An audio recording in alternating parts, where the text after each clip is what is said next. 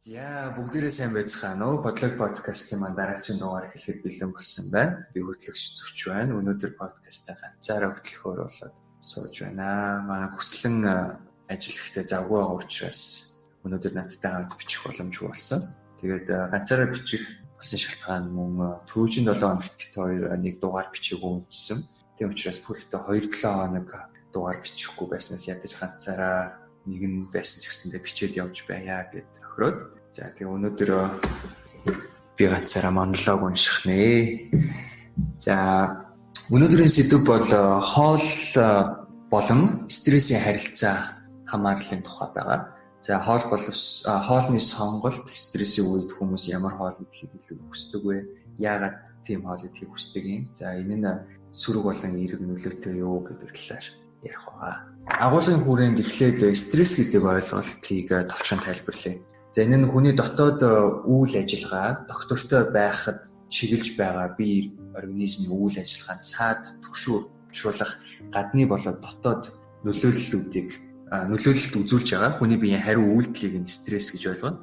Харин дээр хариу нөлөөлөл үзүүлээд байгаа гадны болоод дотоод нөлөөллүүдийг бол стрессер гэж нэрлэдэг байгаа. За стрессрүүдийг бол дотор нь олон янзаар хувааж болно. Үүнд физикийн, химийн, нийгмийн, сэтгэл зүйн, сэтгэлийн хөдөлгөөний гэх зэргээр. За харин стрессийг үргэлжлэх хугацаагаар нь хоёр хуваадаг.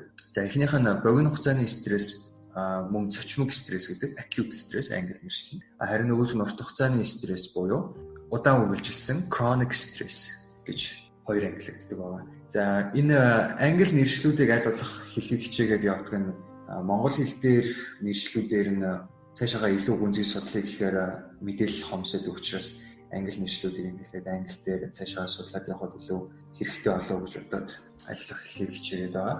За амьдралын турш үргэлжилж байгаа тэр урт хугацааны стресс буюу chronic stress маш их хэмжээний энерги болон шимт хичээлийг хүнээс авч байдаг. Хүнийг ялгаруулахыг шаардаж байдаг. За тийм учраас шимт хичээл ихтэй, энерги ихтэй хоолны сонголтуудыг хүн стрессийн үедээ сонгодог байх нэ. За энэ нь маш олон судалгааны үр дүнгуудээс харагдсан байдаг. За тэр судалгаануудаас мөн бодохгүй танилцуулах болно. За ялангуяа тэр хоол хүнсэнд нь юу вэ гэхээр өөх болон сахарын түвшин өндөртэй хоол хүнснүүд байдаг. Энэ нь мөн урт хугацааны судалгаануудын үр дүнд бол хүний тархалтанд нөлөөлдөг юм байна гэдэг нь бол батлагдсан. За харин хүйсийн ялгаатай байдалтай энэ эрэгтэйчүүдэд илүү их стрессээс үүдсэн хоол сонголтын зан үйлээс болж тархалт илүү байдаг юм байна гэж судалгаануудаас харагддаг байна. За харин хүний бие дотоод үйл ажиллагаагаа тэнцвэртэй байлгахын тулд стрессийн эсрэг авч байгаа хариу үйлдэлүүдийг олон янзаар хувааж болно. За үүнд хамгийн чухал үүргийг гүйцэтгэдэг чухал үүрэгтэй хариу үйлдэл нь бол идэвхтэй хариу үйлдэл буюу ямар нэгэн асуудал тулгархад өөдөөс нь тулалдах, аль эсвэл асуудлаас зүгтэх гэдэг хариу үйлдэл байгаа. За энэ үе нь бол ихэнхдээ стрессийн дөнгөж ихэн үед аль эсвэл цочмог буюу богино хугацааны стрессийн үед ялгардаг даавруудтай холбоотой.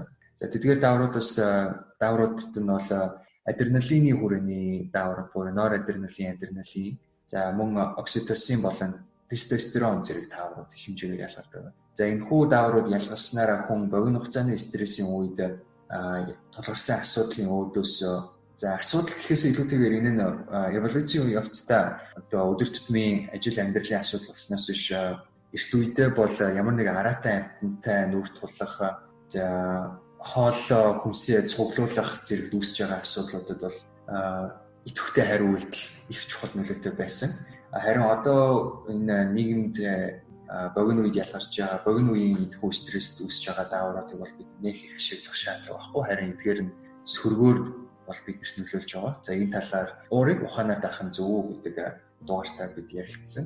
Богино хугацаанд үүсэж байгаа тэр даавруудын үр нөлөөнд хүний танин мэдхүү дарагдаж сэтгэлийн хөдөлгөөнөөр шийдвэр гаргаснаар эерэг гэхээс илүү сөрөг зан үйлд одоо бол хүмүүс өгтөлж байгаа. Тэдгээр нь ямар нэгэн гээд тэрэг үлдэх, за өөртөө болон хүрээлэн буу орчинд гэмтэл учруулах зэрэг болно. За харин нөгөө нэг хариу үйлдэл нь бол идэхгүй хариу үйлдэл буюу аль бол одоо илэрдэг нөхцөл байдал нь бол удаан хугацааны стрессийн үед илэрдэг хариулт байгаа. За энэ нь бол илүү тухайн нөхцөл байдалтай дасан зохицох талаасаа тэр асуудлыг шийдье аль эсвэл зүгтээ гэхээсээ илүү зүгээр хэрхэн өөрөө дасан зохицож байх вэ гэдэг хариулт гэж ойлгож байна. За энэ хариултын үед хүний биед ялгардаг даавар нь богино хугацааны стрессийн үед ялгарч дурдсан дааврууд нь амжаад доктортой болоод харин үүнтэй сөрөөд кортизол гэх даавар хүний биед хэмжээгээр ялгардаг байна. За энэ кортизол гэх даавар нь удаан хугацаанд ялгарх нь хүний биеэс их хэмжээний энергийг шаарддаг. За мөн ямарваа нэгэн асуудлыг мэдээж шийдэж чадахгүй гаргалгааг нь олохгүй байна гэдэг нь тухайн асуудлын гаргалгааг өдөр тутамдаа бодох шаардлагыг хүмүүст гаргана. Ингэж хэмжээгээр юм бодох нь хүний хоол хүнснээс авж байгаа энергийн дийлэнхийг нь хэрэглээд дуусгана. Хурдан хугацаанд хэрэглээд дуусгана гэсэн. Тийм учраас хүний хоол идэх дуршил нэмэгддэг байна. За тэгээд мөн дуршил нэмэгдэхдээ хурдан хугацаанд зарцуулаад дууссан хэмжээний энерги хурдан хугацаанд хэмжээгээр олж авах хэрэгцээтэй байдаг учраас чихэрлэг, өөгтөөс эхлэх хүнсний бүтээгдэхүүнүүдийг илүү хийхийг хүний бие организм шаарддаг байх нэ.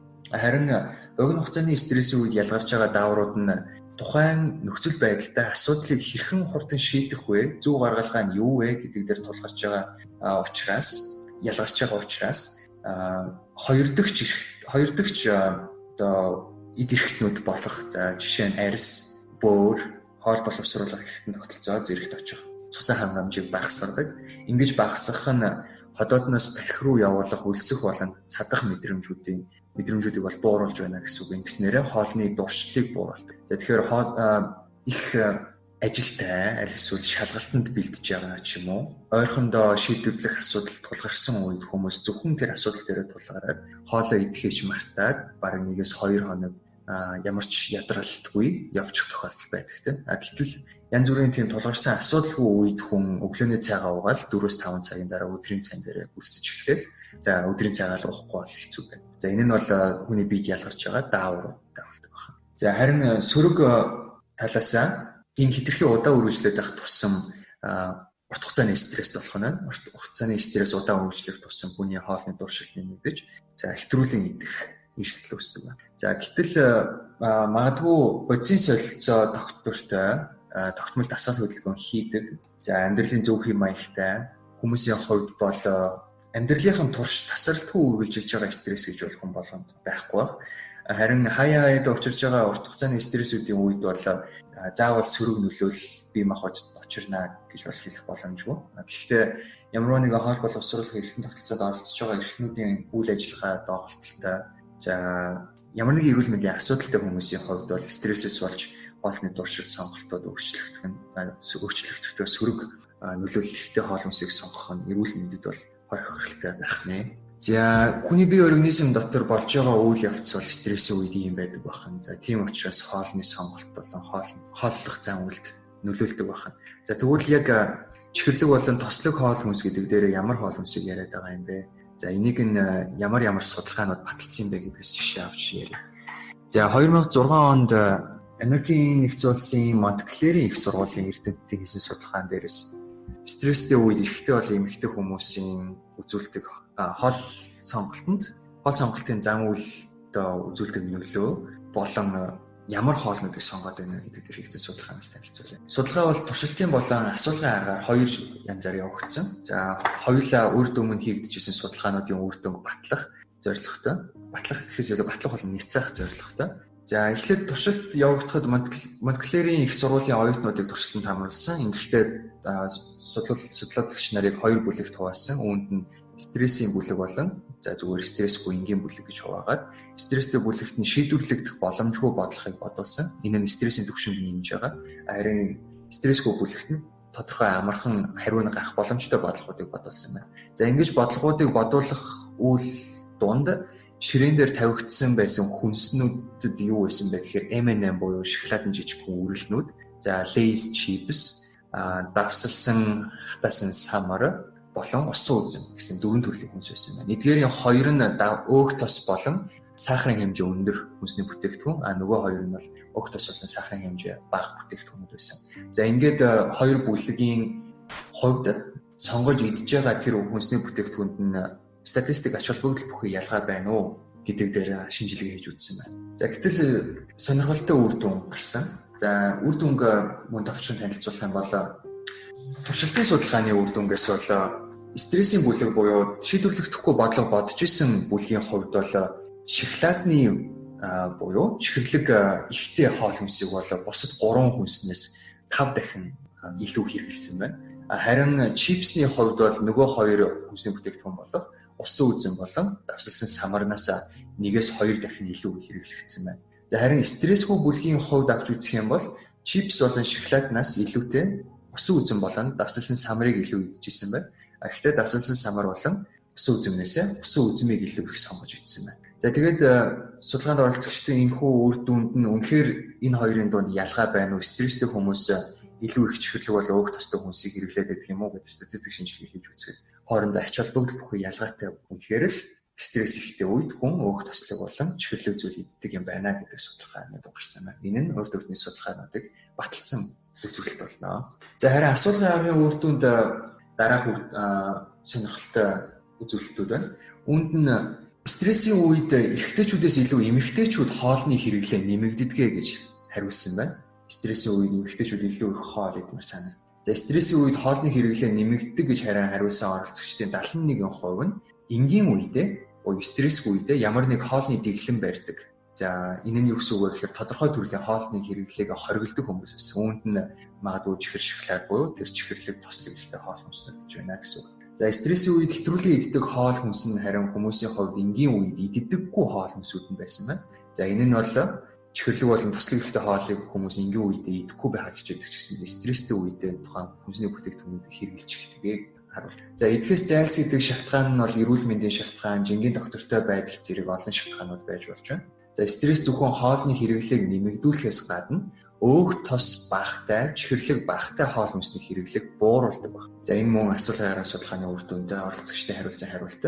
За судалгаанд оролцогчдын 64% нь стрессцсэн үедээ чихэрлэг зүйлийг иддэг гэж хариулсан байна. Гэхдээ энэ чихэрлэг зүйл нь хамгийн түгээмэл байгаа хүнсний бүтээн шоколад гэж таарсан байна. Харин өөр нэгэн судалгаагаар Поливик гэх судлаачийн судалгааны үр дүнд бол жигнэмгийг хэмжээгээр иддэг гэж хариулсан байна. За энэ жигнэмгийг иддэг шалтгаан нь судалгааны үр дүнд аз жаргалыг мэдэрдэг гэж гарсан. Гэтэл яг үнэндээ жигнэмэг болон чихэрлэг зүйл идэх нь стрессийн гормонуудыг бууруулахгүй, стрессийн түвшинд ямар нэгэн нөлөө үзүүлэхгүй ч гэсэндээ аз жаргалын мэдрэмжийг хэсэгч гэдэг. Тийм учраас магадгүй тодорхой хэмжээгээр хүнсний бүтээгдэхүүний сонголтод өөрчлөлт гарлаа гэхэд дан ганц стресстэй болон түгшүүртэй байснаас илүүтэй стресстэй мөртлөө түгшүүртэй гэхдээ аз жаргалтай байх нь илүү байдаг ч гэж магадгүй. Гэхдээ өмнө дурдсан бие организм эрүүл мэндийн асуудалтай хүмүүс хэтрүүлэн хэрэглэх нь дахиад сөрөг нөлөөлөл өндөр үзүүлнэ гэж. Оливер болон Wardle нарын судалгаагаар бол эрэгтэйчүүдээс илүүтэйгээр чихэрлэг зүйл иддэг. За үүнд нь бол ялангуяа шоколад гэдэг бүртэн гарсан байдаг. За мөн судалгаанд оролцогчид жимс болон хүнсний ногооны хэрэглээ буурдаг их идмээр санагддаггүй гэж хариултыг өгсөн байна. За эдгээр нь мөн урд өмнө хийгдсэн судалгаануудын үр дүнг дахин баталсан байна. За ингээд энэ бол 2006 он болон 2007 онд хийгдсэн судалгаануудаас дурдлаа. За мөн үүнээс өмнө хийгдсэн судалгаануудын үр дүнг эдгээр судалгаанууд нь баталж байна гэж ярьсан. Харин 2018 онд Харвардын их сургуулийн эрүүл мэндийн сэтгүүлээс гаргасан нийтлэлээр эдгээр судалгаануудыг шатаад за мөн давхар өөр хийгдсэн судалгаануудыг дурдж үр дүнгуудыг мөн баталсан гэдгийг харуулсан байна. За энэ хүү нийтлэл болон судалгааны их өгүүлэлгүүдийг бишилж оруулах болно. Илүү дэлгэрэнгүй танилцмаар уншиж болох нь. За судалгааны үр дүн болоод өөр бусад зүйлсүүдээс нэлээд товчилж ярьсан. Тийм учраас сонирхолтой унших зүйлүүд бол үлдсэн байгаа. За тэгвэл энэ стрессийн үедээ хэрхэн хэтрүүлэн идэхгүй байх вэ гэдэг дээр хэд хэдэн зөвлөгөөнүүдийг